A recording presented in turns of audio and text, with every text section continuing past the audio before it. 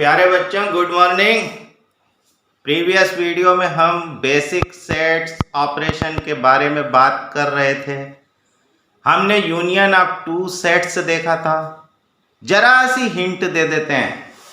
हमने कहा था दो सेट ए और बी का यूनियन हम ए यूनियन बी से लिखेंगे।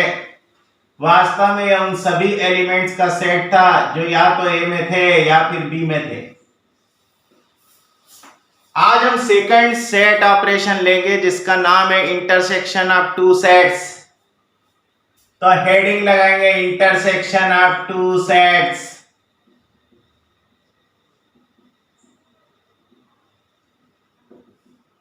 The intersection of two sets A and B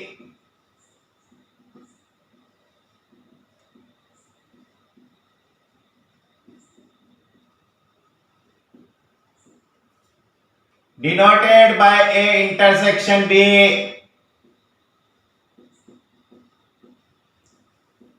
is the set of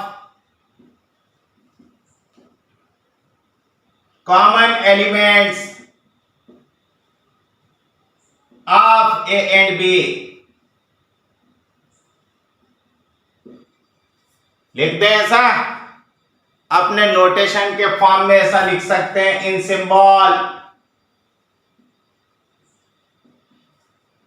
A intersection B वास्तव में क्या है? तो उन सभी एलिमेंट्स का कलेक्शन है जो ए में भी हैं और जो बी में भी हैं। देखना, जब यूनियन लिखते हैं तो यहां आर आता है, जब इंटरसेक्शन लिखते हैं तो यहां एंड आता है।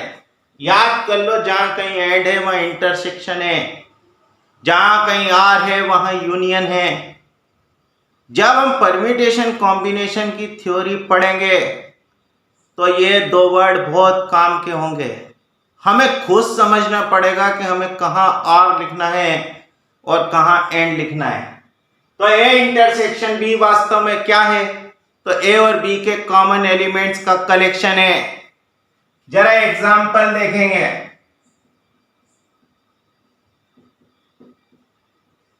Late A is equal to 1 2 3 4, B is equal to 2 4 6।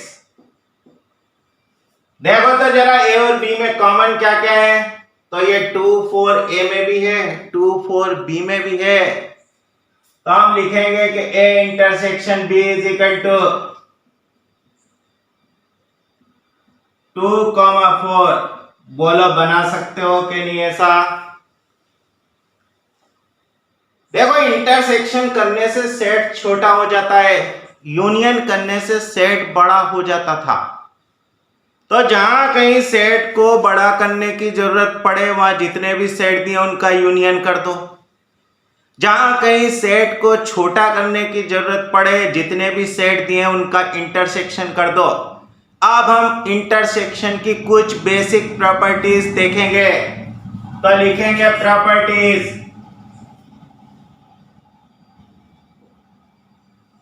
Let A, B, C be any three sets. Then the intersection operation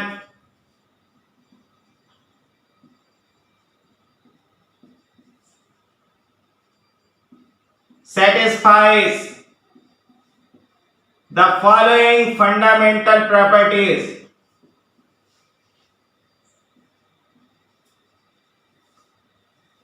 फिर से सुनोगे, इंटरसेक्शन ऑपरेशन की प्रॉपर्टीज है, ना कि सेट की प्रॉपर्टीज हैं।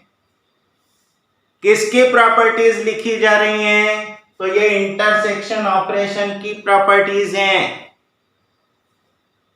देखना पहले कि एक्स ए इंटरसेक्शन बी में है। यह तभी पॉसिबल है जब एक्स ए में है और एक्स बी में है। अगर ऐसा लिखा है कि एक्स ए और बी दोनों सेट में है तो हम लिख सकते हैं कि एक्स ए इंटरसेक्शन बी में है। सोचो तो एक्स ए इंटरसेक्शन बी में कब नहीं होगा? जब या तो एक्स ए में ना हो या फिर x b में ना हो? बोल सकते हैं कि नहीं? तीसरा देखेंगे, a intersection phi is equal to, देखो a और फाई में क्या कॉमन है? कोई एलिमेंट कॉमन नहीं। यहां ध्यान दो, a union phi is equal to a बना था, a intersection phi is equal to phi है। फोर्थ लिखेंगे, a इंटरसेक्शन a और a का इंटरसेक्शन करेंगे तो a ही होगा। इसका नाम हमने दिया था idempotent law. a union a भी a ही था। पांचवी प्रॉपर्टी लिखेंगे कि a intersection b is equal to b intersection a। इसे हमने बोला था commutative law.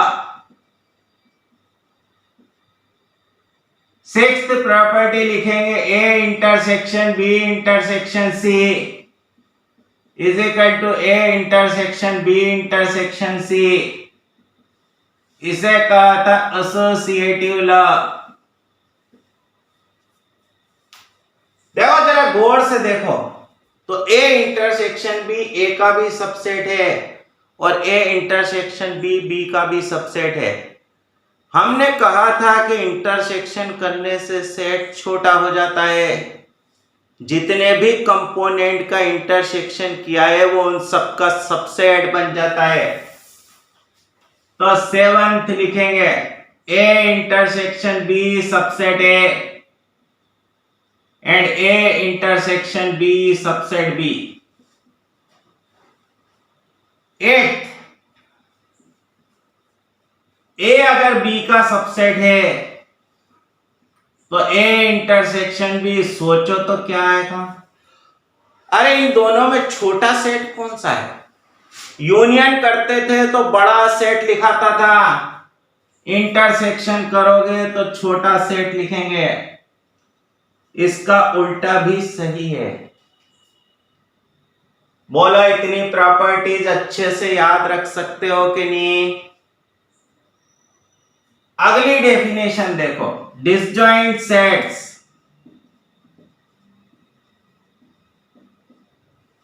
Two sets A and B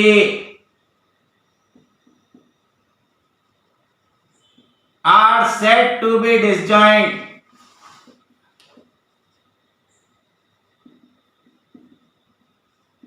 if A intersection B is equal to phi।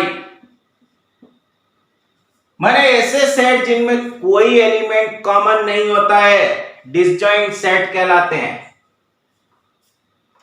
जैसे for example, if A is equal to, हम लिखते हैं 1 2, B is equal to लिखते हैं 3, देन बोलो A intersection B phi A के लिए, and so A and B are disjoint sets।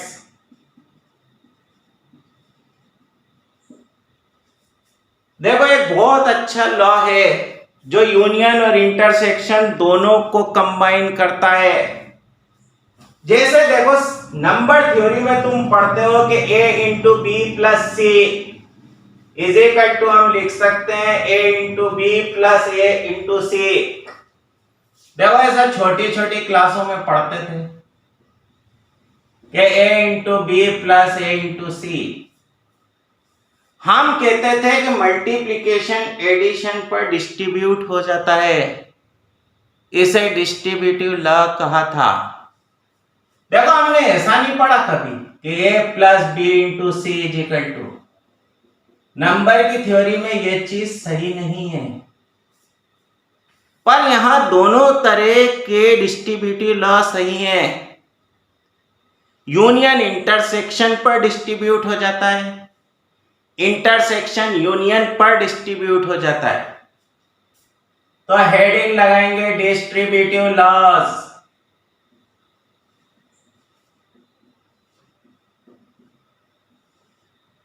Late A, B, C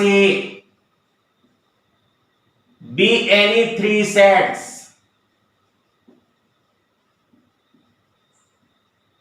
then A union B intersection C, easily लिखा जा सकता है A union B intersection A union C। देखो यहां union intersection पर distribute हो गया। ऐसा ही लिख सकते हैं कि A intersection B union C is equal to A intersection B union A intersection C। देखो यहां इंटरसेक्शन यूनियन पर डिस्ट्रीब्यूट हो गया। इन चीजों को अच्छी तरह से याद रखो, ये कई जगह काम में आती हैं। अब इस पर थोड़े अच्छे क्वेश्चंस देखें तो क्वेश्चन नंबर 1 लिखेंगे, late A belongs to N and define a N is equal to a X such that X belongs to N। मानो कि एक नेचुरल नंबर एक सेट हमने बनाया, वास्तव में ये क्या है तो A के मल्टीपल्स का कलेक्शन है। फाइंड, हमसे कहा कि 2n यूनियन 3n निकालो। दूसरा क्वेश्चन पूछा 2n इंटरसेक्शन 3n निकालो। जरा इस डेफिनेशन के हिसाब से 2n लिखकर देखें। देखो तो 2n क्या है वास्तव में, तो 2x such that x belongs to n। जरा x की जगह 1 2 3 4 लिखो, तो वास्तव में ये 2 के मल्टीपल्स का कलेक्शन है। ऐसे ही अगर हम 3n बनाएं तो लिख सकते हैं 3x such that x belongs to n। इसी को यूं लिख सकते हैं 3 6 9 डैश डैश डैश। वास्तव में ये 3 के मल्टीपल्स का कलेक्शन है। बोलो इन दोनों का यूनियन करोगे तो वो सारे एलिमेंट्स बनेंगे जो या तो 2 के मल्टीपल हैं या 3 के मल्टीपल हैं। Therefore 2n यूनियन 3n हम ऐसा लिख सकते हैं कि x such that x is equal to 2n और x is equal to 3n where n belongs to n। सोचो ये सारे के सारे एलिमेंट हम इस तरह से लिख सकते हैं कि उन सभी एलिमेंट्स का कलेक्शन है जो या तो 2 के मल्टीपल थे या फिर 3 के मल्टीपल थे। जरा इंटरसेक्शन सोचो, ये उन एलिमेंट्स का कलेक्शन है जो 2 के भी मल्टीपल हैं और जो 3 के भी मल्टीपल हैं। माने हम बोले तो वो 6 के मल्टीपल हैं, तो हम ऐसा लिख सकते हैं 6 12 18 डैश डैश डैश, या इसी को ऐसा लिख सकते हैं 6n such that n belongs to n। बोलो ऐसा क्वेश्चन कर पाओगे कि नहीं कर पाओगे? दूसरा बढ़िया क्वेश्चन देखो, for any 2 sets A and B, prove that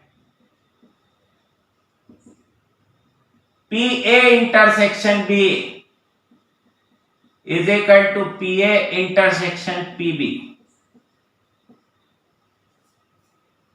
माने power set of A intersection B is equal to power set of A intersection power set of B। याद करो पावर सेट ऑफ A क्या था, तो उन सभी elements का collection था जो A के सबसेट थे। अरे हमने PA ऐसा लिखा था S such that S subset है। हमें प्रूव करना है कि ये सेट इसके इक्वल है। मैंने हमें ये बताना है कि ये इसका सबसेट है और ये इसका सबसेट है। अरे दो सेट की इक्विलिटी की डेफिनेशन याद करो। अगर ए बी का सबसेट होता था, बी ए का सबसेट होता था, तो ए और बी बराबर हो जाते थे। देखना हम पहले प्रूव करेंगे कि ये इसका सबसेट है। यहां एक आर्बिट्रेरी एलिमेंट लेंगे और यहां पहुंचा देंगे। तो लो, let X belongs to P A intersection B भी आर्बिट्रेरी। मानो कि X P A intersection B का कोई एलिमेंट है। फिर से सुनो, पी ए इंटरसेक्शन बी में क्या होंगे? तो वो सारे एलिमेंट होंगे जो ए इंटरसेक्शन बी के सबसेट हैं। देन हम ऐसा लिख सकते हैं कि X subset A intersection B. बोलो, जब x a इंटरसेक्शन b का सबसेट है तो लिखा जा सकता है x subset a and x subset b। सोचो तो, इंटरसेक्शन करने से सेट छोटा हो जाता था और वो जितने भी कंपोनेंट हैं उन सब का सबसेट बन जाता था। अगर x a का सबसेट है तो लिखा जा सकता है x p a में है। अगर x b का सबसेट है तो लिखा जा सकता है कि x pb में है। जब x pa और pb दोनों में है तो ऐसा नहीं लिख सकते कि x pa इंटरसेक्शन pb में है। बोलो तो कहां मान के चले थे? pa इंटरसेक्शन b में कहां पहुंचा दिया? pa इंटरसेक्शन pb में। तो ऐसा नहीं लिख सकते कि P A intersection B subset बन गया P A intersection P B का। इसे नंबर 1 लिख दें। अब एक एलिमेंट यहां मानो और इसे यहां पहुंचा दो। लो, मान लेते हैं।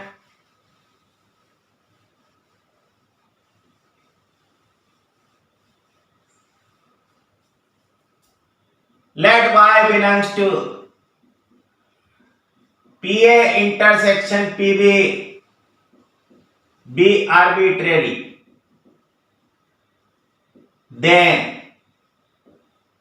ऐसा लिख सकते हैं y belongs to PA and y belongs to PB. अगर y PA में है तो हम लिख सकते हैं कि y A का सबसेट है। अगर y pb में है तो लिख सकते हैं y b का सबसेट है। जब y a का भी सबसेट है, y b का भी सबसेट है,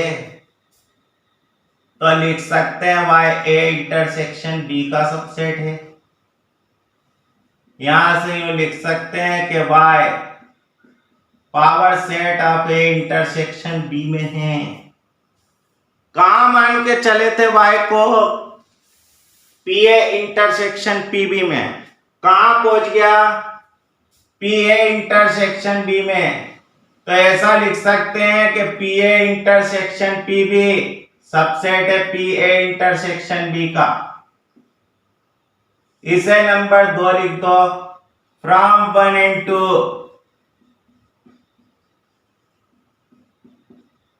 लिख सकते हैं PA intersection B is equal to PA intersection PB।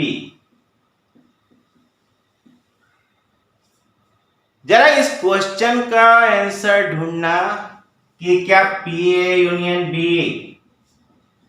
PA union PB के बराबर होता